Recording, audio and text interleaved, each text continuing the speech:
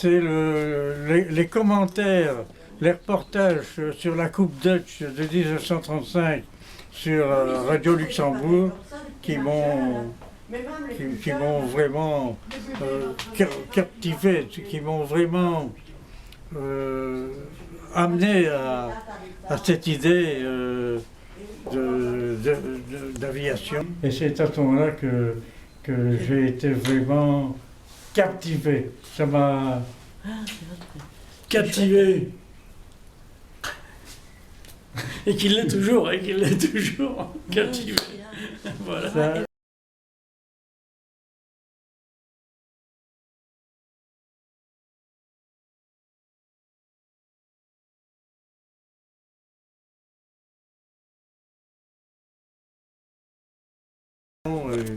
et ça ne m'a plus lâché.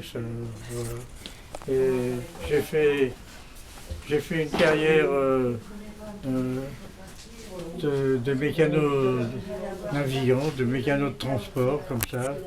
Hein, plein de bons souvenirs, évidemment, ça, c'est arrivé que j'avais les fesses serrées, hein, ça je ne vais pas faire le fanfaron et dire que hein, quand on était coincé dans des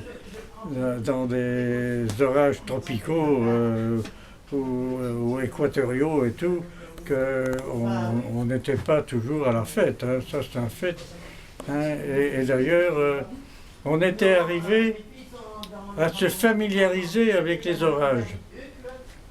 Et quand on était dans un orage, je me rappelle, ça c'était surtout avec le vieux commandant avec lequel j'ai volé le plus, hein, on disait, mince, hein, vite, un éclair qu'on voit le trou dans les nuages pour pouvoir s'engouffrer dans... Hein, enfin, tu vois ce que je veux dire, hein, François, hein, on était encerclés par l'orage et dans le noir le plus absolu, et on attendait l'éclair pour voir où il y avait un trou. Hein, et on s'engageait avec l'avion dans le trou. Hein, enfin, voilà.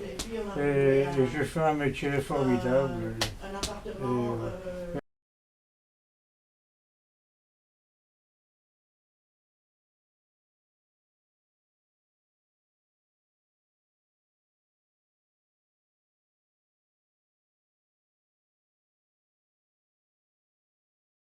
On n'était pas toujours à la fête, hein, ça c'est un fait.